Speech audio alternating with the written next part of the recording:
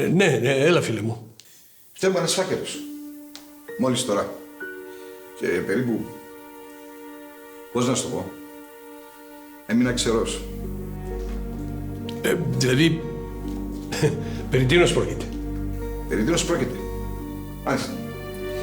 Θα σου πω φίλε Μενελέ. Τι ότι άρχιψε να υποψιάζουμε. Ότι εκείνα που άρχιψε να μου λέει ο Μακαρίτης, ο Νεοκλής ο Καλής. Είχαν φαίνεται βάση.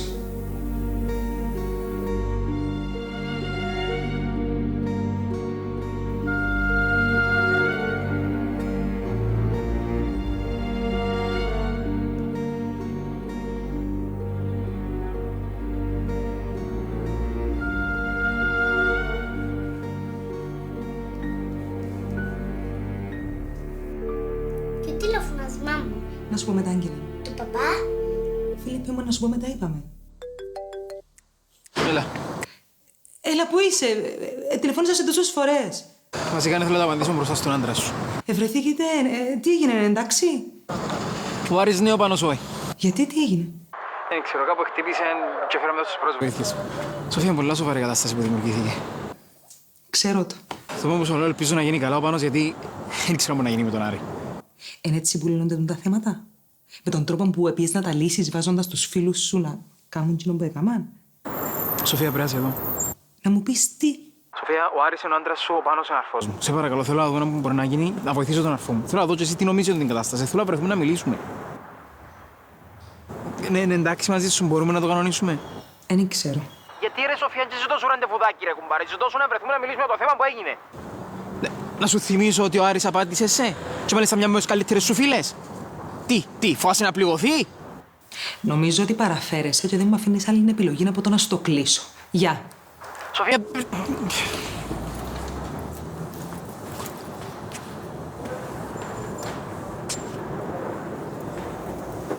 Λοιπόν, αγάπη μου, όπως σου είπα, ο παπάς είναι μια χαρά. Μίλησα τώρα με ένα φίλο του, ο οποίος μου είπε ότι τελειώσαν από το κυνήγι και φαντάζομαι ότι σε λίγο να έρθει σπίτι. Ξέρεις τι θέλω? Πέ μου, αγάπη μου. Όταν έρθει ο παπάς σπίτι, θέλω να πάμε και 3 μαζί στο πάρκο.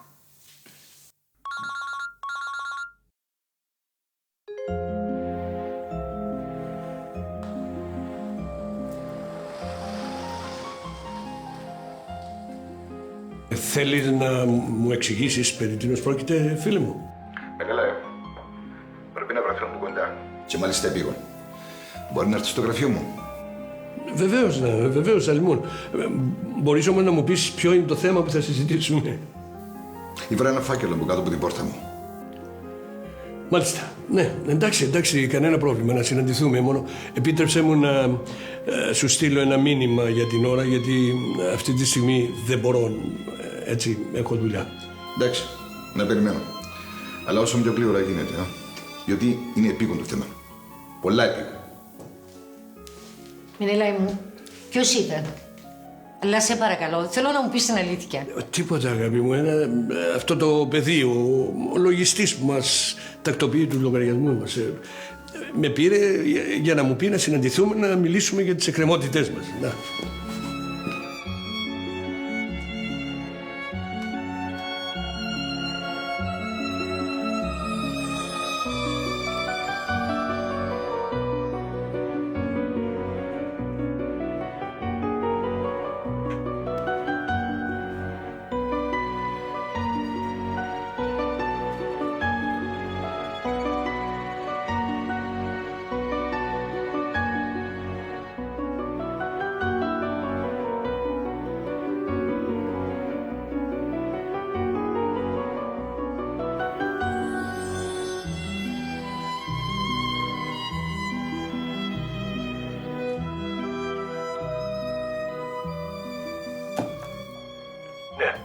Κύριε Φράγκο, περατικός.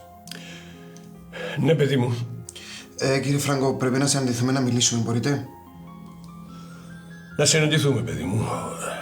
Πού θέλεις και πότε? Να περάσω εγώ να σας πάρω, να πάμε κάπου να μιλήσουμε? Ναι, γεια μου, σε περιμένω. Εντάξει, κύριε Φράγκο, ευχαριστώ. Ξεκινώ τώρα.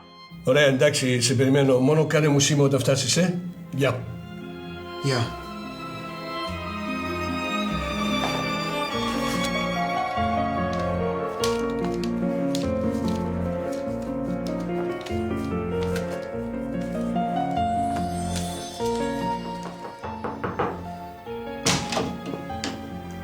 Κύριε Υπερατική, καλημέρα. Μα φεύγετε?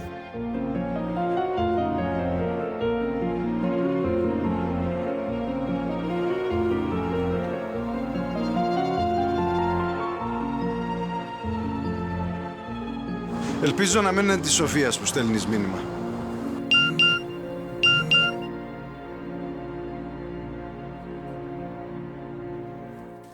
Κόλλα το!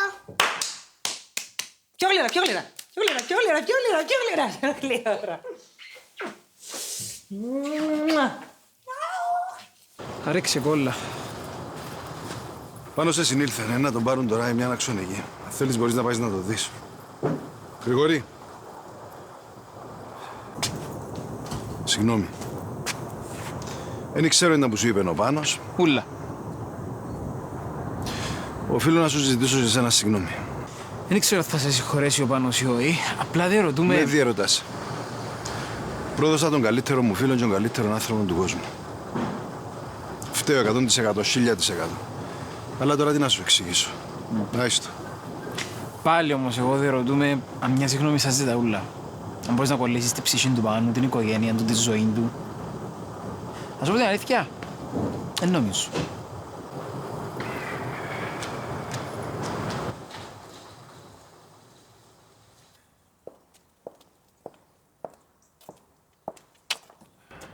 Λοιπόν, Ορέστη μου, εγώ να περιμένω πια ενημέρωση του σένα, εντάξει. Εντάξει, κάμε όμως την υπομονή. Μα έτσι βιάζομαι. Και ο λόγος που θέλησα να βρεθούμε ήταν πρώτα-πρώτα για να συνεχίσουμε να κρατούμε την επαφή μας. Και δεύτερον, είπα σου, προκάλεσε με έναν άγχος η επίσκεψη του ανθρώπου. Και νιώσα την ανάγκη να σου πω τι μου είπε. Καλά έκαμε και έκανε εσείς να συναντηθούμε. Χαρήκα πολλά που τα είπαμε, αγάπη μου. Και να προσέχεις. Με φάση. Να προσέχεις την υγεία σου. Πάνω από όλα την υγεία σου. Βασιλική μου, λες εδώ το απόγευμα, ναι? Ναι, θεία μου, να πάω στο πανεπιστήμιο τώρα. Οκ, άντε, μιλούμε. Γεια. Γεια σας. Ένας Θεός ξέρει πώς σε κατάφερα και συγκρατηθήκα. Και έβαλα τα κλάματα όταν σου είπε να προσέχεις την υγεία σου.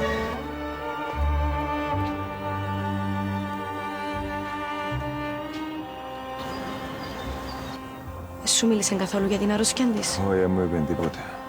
Και φυσικά εγώ δεν ένεξα κουβέντα. Και πάρα πολλά καλά έκαμες. Δεν ήθελα να καταλάβει ότι ήρθα έτσι πάσου το χωρίς την άδειά της. Δεν ξέρω, πολλά περίεργο. Τέλος πάντων. Έφυγε εγώ να τα πούμε, εντάξει. Έτσι πες μου. Συγγνώμη που γίνομαι αδιάκριτη, αλλά θεωρώ το... Δεν ξέρω αν πρέπει να το πω, αλλά να το πω. Θεωρώ το βλακιά από μέρους της να σου κρατά μούτρα ακόμα. Εν μιλήσετε καθόλου που τα ψες? Όχι.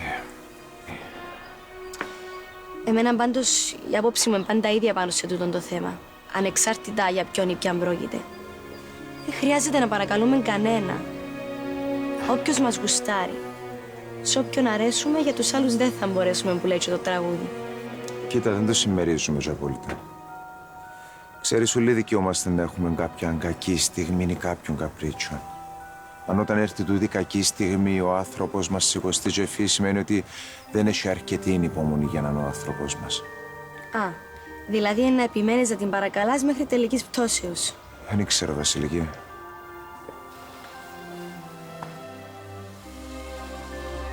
Φεύγω να το πούμε, εντάξει. Ελπίζω.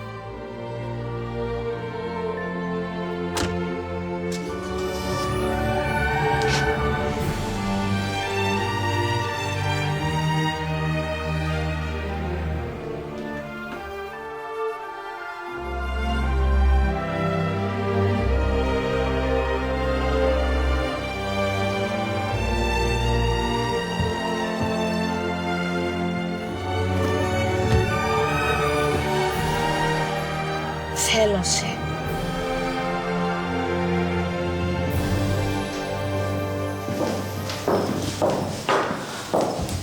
Ανάη, να έχεις συνέχεια να νιάνει το μωρό, εντάξει. Δεν ξέρω, Χριστίνα, εννοείται. Εγώ να πάρω σχολείο τη Χρύσο και ύστερα να περάσω από το νοσοκομείο να δω τη φίλη μου που σου είπα που είναι άρρωστη. Δεν ξέρω πόση ώρα να κάνω, να μιλούμε στο τηλέφωνο. Εντάξει. Ορεστής. Τι Εγώ δε. Ξέχαστο. Άντε, Χρυσό μου, πάμε. Όπως είπα, ο παπάς είναι μια χαρά. Κάτι σήμερα να σας συγχύσει.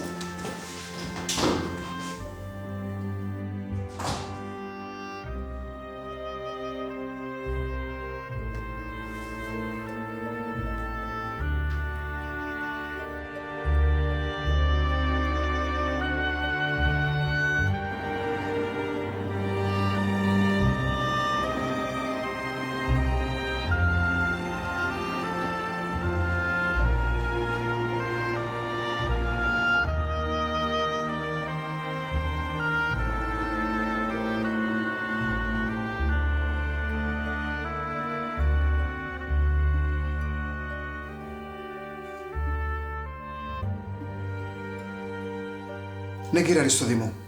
Καλημέρα. Κύριε Περατικέ, χαίρετε. Τι κάνεις, πώς πάεις, εξαφανίστηκες, Όχι, κύριε Αριστοδήμο, δεν εξαφανίστηκα. Συνεχίζω να ζω και να κινούμαι στους συνηθισμένους μου χώρους. Σταμάτησες να ασχολείσαι με την υπόθεση της γυναίκας μου. Ανάλαβες άλλες δουλειές. Όχι, κύριε Αριστοδήμο. Δεν σταμάτησα. Ναι, αλλά από τη στιγμή που ανακάλυψες ότι δεν σκότωσα εγώ τη γυναίκα μου, όπως ήλπιζες, το ενδιαφέρον σου για την υπόθεση είναι, πώς θα το πω, ατόνισε. Δεν ξέρω τι είδους υπονοούμενο είναι τούτον, κύριε Αριστοδήμο, αλλά σαν τι δηλαδή έπρεπε να κάνω και δεν το έκανα. Να διερευνήσετε τους ισχυρισμούς του Νεοκλή του Καλλή ότι η γυναίκα μου είναι ζωντανή. Θεωρείς με περίεργα. Λέει, είπα κάτι πολλά παράξενο. Αλλά κύριε Περατικέ, που τη στιγμή που κάποιος άνθρωπος ισχυρίζεται ότι η γυναίκα μου είναι ακόμα ζωντανή, εγώ προσωπικά θα κινήσω γη και ουρανών να μάθω αν τούτος ο ισχυρισμός έχει βάση. Και νομίζω ότι παρομοίως έπρεπε να ασχοληθείτε και εσείς με αυτό το θέμα. Ο άνθρωπος που ισχυρίστηκε αυτόν το πράγμα, κύριε Αριστοδήμο, πώς ξέρετε, επέθανε σήμερα το πρωί στο Γενικό Νοσοκομείο. Που σημαίνει τι, να το ξεχάσουμε, κύριε Περατικέ, να παίξουμε μπελό, να κάνουμε πως ένα ακούσαμε και να πάμε παρακάτω. Δεν είπα έτσι πράγμα, κύριε Αριστοδήμο. Ναι, αλλά τι ενέργειες κάνεις. Κύριε Αριστοδήμο, νομίζεις ότι είσαι προκλητικός. Εγώ είμαι προκλητικός, κύριε Περατικέ. Ή εσείς. Εγώ που ήρθα ολόχαρο τσολόπετο μες στο γραφείο σου για να σου πω ότι έχω μαρτυρία να δεν σκότωσες τη γυναίκα σου. Και όταν ο μάρτυρας μου είπε μου άκυρον, έπιασα τη ζεφιά. Νομίζω ότι τούτη την κουβέντα την ίδια εμείς οι δυο ξανακάμαμε. Ναι. Και πες μου, ξέρεις ότι πολλά καλά ότι δεν σκότωσα εγώ τη γυναίκα μου. Ναι. Θέλω να μάθω πού είναι η γυναίκα μου.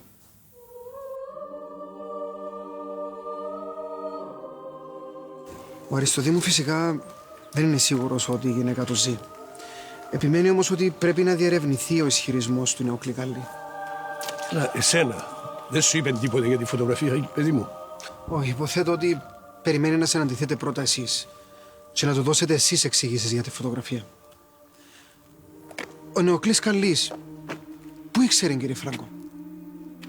Αρχικά πιάσε με τηλέφωνο εμένα και είπε μου ότι την Αριστοδήμο σκότωσε την άντρας της.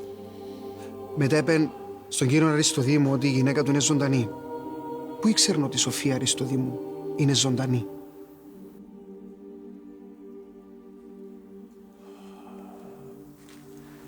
Την είδε, παιδί μου.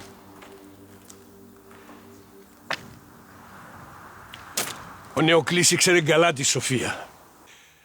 Ήταν φυσικό λοιπόν να την αναγνωρίσει ακόμα και 37 χρόνια μετά. Και τι σκέφτεστε να κάνετε. Την ίδια ερώτηση ήμουν έτοιμος να σου κάνω κι εγώ, παιδί μου. Τι σκοπεύεις να κάνεις.